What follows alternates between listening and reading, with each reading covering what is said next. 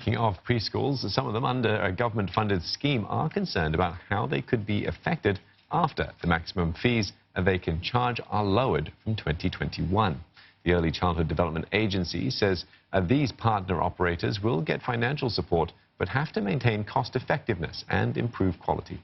And it also says the criteria to qualify for the scheme will be refined and details will be out this year. Tan Sui has more. Super Talent Childcare is run by volunteer welfare organization Tai Hwa Kwan Moral Society, and it takes in children from low-income families. But it's worried it might not be able to sustain its childcare services if it has to reduce its fees in future. Partner operators like Tai Hwa Kwan, which receive government funding for 5 years, currently have to cap fees at $800.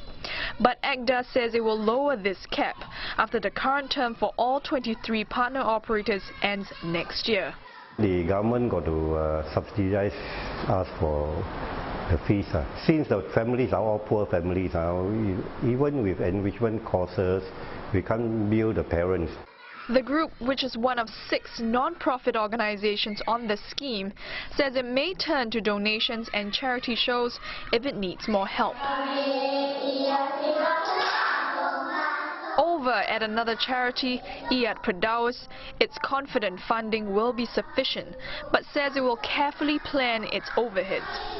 The partner operator added standards will not be affected, and it's even rolling out new enrichment classes in Arabic, speech and drama, and Mandarin to meet demand.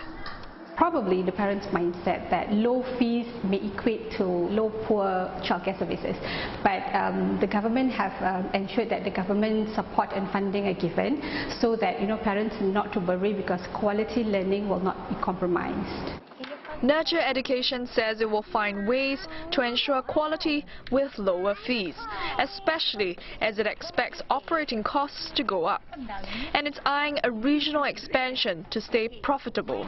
Despite concerns over the lowering of the fee caps, the group, as well as the other 2 partner operators, hope to apply for another contract under the scheme in 2021, so they can keep fees low for the children under their charge. From how the first contract was structured, we are reasonably confident that the government bodies will have thought it through. We'll be waiting for how they are going to advise us to make sure that it is actually a sustainable business model.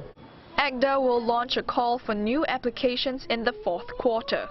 But while the plan is to expand the scheme, some smaller private players like Child at Street 11 say they won't be able to qualify.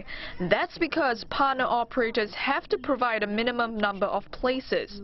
It hopes this criterion will be changed, especially since it caters to needy families. But some centres are already starting to announce fee increases. Star Learners told CNA it will raise monthly fees by between $20 and $90 at 13 out of about 40 centres starting next year. 11 of these centres come under the partner operator scheme. Star Learners says it reviews its fees annually as part of efforts to defray rising costs. But 4% of the 3,000 children under its charge will be affected.